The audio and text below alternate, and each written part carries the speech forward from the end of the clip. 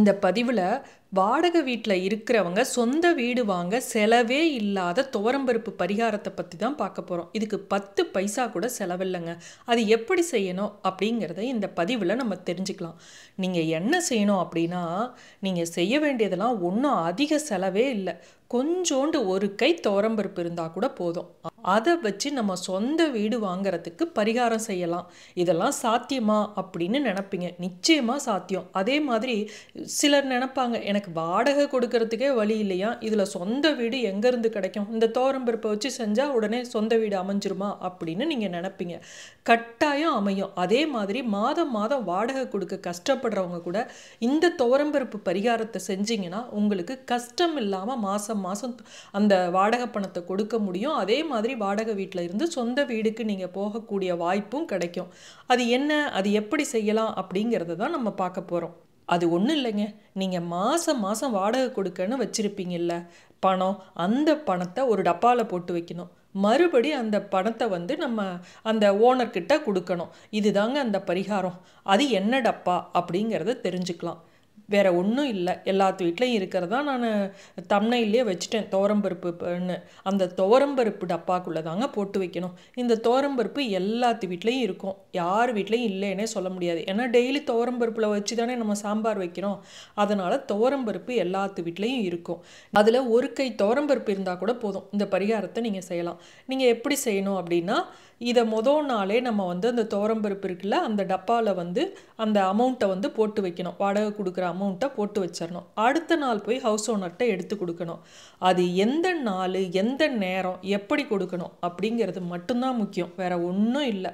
சொந்த வீட்டில் இருக்கிறவங்களுமே இன்னொரு வீடு வாங்கணும் அப்படிங்கிற எண்ணம் இருக்குது அப்படின்னா அவங்களும் இந்த பரிகாரத்தை செஞ்சு பார்க்கலாம்.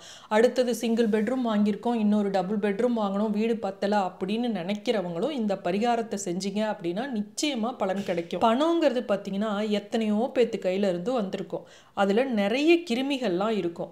அதை அப்படியே நம்ம துவரம்பருப்பு டப்பால போட்டு வச்சோம் அப்படின்னா அதை சமைச்சு சாப்பிட்றப்ப நமக்கு பலவிதமான வியாதி வந்துடும். அதனால என்ன பண்ணணும், இந்த பணத்தை ஒரு பாலித்தீன் கவர்க்குள்ள போட்டு வச்சிடணும். அதை ஒரு ரப்பர் பேண்டை போட்டு அந்த பாலித்தீன் கவரை க்ளோஸ் பண்ணி வச்சிருங்க. இதை இந்த பாலித்தீன் கவரோட துவரம்பருப்பு டப்பால வச்சிருங்க.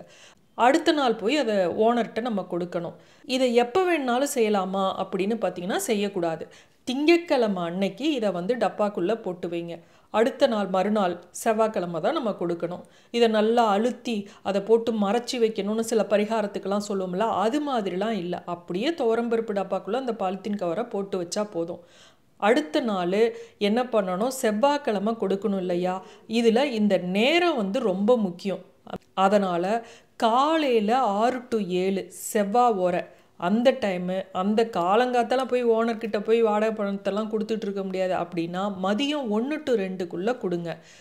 நைட்டு செவ்வாய் ஓரை வருது அந்த டைமில் கொடுக்க வேணாம். ஏன்னா செவ்வாய்க்கிழமை ஆயிருக்கு இல்லையா, அதனால் அந்த டைமில் கொடுக்க வேணாம்.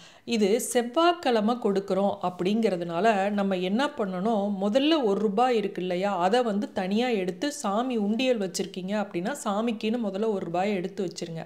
அதுக்கப்புறம் இந்த டப்பாக்குள்ளே இருக்கிற காசை எடுத்துகிட்டு போய் நம்ம கொடுக்கணும் ஓனர்கிட்ட. இந்த பணத்தை கொடுக்கறதுக்கு முன்னாடி குலதெய்வத்தை, இஷ்ட தெய்வத்தை வேண்டிக்குங்க.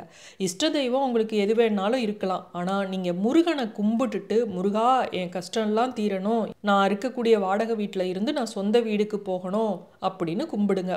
வாடகை கொடுக்க கூட முடியல அப்படிங்கிறவங்க என்ன பண்ணணும், வாடகையை நான் மாதம் மாதம் கரெக்டாக கொடுக்கறதுக்கு எனக்கு வழி பண்ணு முருகா, என்னோட கடன் பிரச்சனையை தீர்த்து வை, நான் உன் கோவிலுக்கு வர்றேன் அப்படின்னு வேண்டிக்கிட்டு நீங்கள் இந்த துவரம்பருப்பு டப்பாவில் இருக்கிறத ஓனர்கிட்ட கொடுக்கறதுக்கு முன்னாடி அதை வேண்டிக்கிட்டு கொண்டுட்டு போய் கொடுங்க. இந்த செவ்வாய் ஓரையும் 8 to 9 வருது இல்லையா இரவு, அந்த டைமில் ஏன் வேணாம் அப்படிங்கிறனா, பொழுதிறங்கி நம்ம ஒரு காசை மற்றவர்களுக்கு கொடுக்கறதுக்கு யோசிப்போம். அதனால் நைட்டு வேணாம். மதியம் டைம் உங்களுக்கு சூட் ஆகுது அப்படின்னா அந்த டைமில் அந்த வாடகை பணத்தை கொடுத்துருங்க. ஏன் இதை துவரம்பருப்பு டப்பாவில் போடுறோம், உளுந்தம்பருப்பு டப்பாவில் போடலாம், பாசிப்பருப்பு டப்பாவில் போடலாம், ஆனால் ஏன் துவரம்பருப்பு டப்பாவில் போடுறோம் அப்படிங்கிறது கேள்வி வரும் ஒரு சிலருக்கு. ஏன்னா இந்த நிலம், பூமி இதெல்லாம் செவ்வாயோட ஆதிக்கம் உடையது. செவ்வாய் பகவானுக்கு எது அதிபதி, எந்த கடவுள்னா முருகன். இந்த செவ்வாயோட ஆதிக்கம் உடைய அந்த தானியம் எது அப்படின்னு பார்த்தீங்கன்னா துவரம்பருப்பு. அதனால தான் சொந்த வீடு அமையணும் அப்படிங்கிறவங்க, வீடு வாங்கணும் அப்படின்னு இருக்கிறவங்கலாம் இந்த துவரம்பருப்பை வச்சு பரிகாரம் பண்ண சொல்லுவாங்க. சொந்த வீடு அமையறதுக்கு இது செலவே இல்லாத பரிகாரம். உங்கள் ஓனர் வந்து ஒரு நல்ல டைப்பு, அட்ஜஸ்ட் பண்ணி போகிறவர் அப்படின்னா சம்பளம் வாங்கினதும் ஒரு 1ஆம் தேதி 2ஆம் தேதி எப்போ திங்கக்கிழமை வருதுன்னு பார்த்து வச்சு அந்த திங்கக்கிழமை அந்த துவரம்பருப்பு டப்பாவில் போட்டு வச்சு செவ்வாய்க்கிழமை கொடுக்க முடியும். ஆனால் சம்பளமே 5, 6, 7 தேதியில் தான் வருது, அதற்கப்புறம் போய் நாங்கள் ஓனர்கிட்ட வேற கொடுக்கணும், இதில் திங்கக்கிழமையை பார்த்து அதில் போட்டு வச்சு செவ்வாய்க்கிழமை கொண்டு போய் கொடுத்தா ஓனர் அது வரையும் கம்முன்னு இருப்பாரா அப்படின்னு கேட்பீங்க. அந்த மாதிரி இருக்கிறவங்களுக்கெல்லாம் இந்த பரிகாரம் செட் ஆகாது. அவங்க என்ன பண்ணணும் அப்படின்னா செவ்வாய்க்கிழமை செவ்வாய் ஓரையில் போய் முருகன் கோவிலில் போய் இல்லாத ஏழை எளியவருக்கு துவரம்பருப்பு முடிஞ்ச அளவு, உங்களால் முடிகிற அளவு 1/4 கிலோவோ 1/2 கிலோவோ 1 கிலோவோ அது உங்கள் தகுதிக்கு தகுந்த மாதிரி 6 வாரம் வாங்கி கொடுங்க. வாரம் இப்படியே செஞ்சுக்கிட்டு வர்றப்ப ஒரே வாரத்தில் கூட ஒரு சிலருக்கு கிரக நிலைகள்லாம் ஒத்து வந்தது அப்படின்னா அவங்களுக்கு வாங்குற யோகம் இருந்ததுன்னா வாங்கிட முடியும். இல்லை 6 வாரம் நீங்கள் நம்பிக்கையோடு செஞ்சீங்க அப்படின்னா நிச்சயமாக பலன் கிடைக்கும். எந்த ஒரு பரிகாரமுமே அப்படிதான், நம்பிக்கையோடு செய்யணும். கிடைக்குமா கிடைக்காதா, ஏதோ அவங்க சொன்னாங்க செஞ்சு பார்த்தோம் அப்படின்னு செஞ்சீங்க அப்படின்னா அதுக்கு பலன் கிடைக்காது. மீண்டும் சந்திக்கும் வரை நன்றி, வணக்கம்.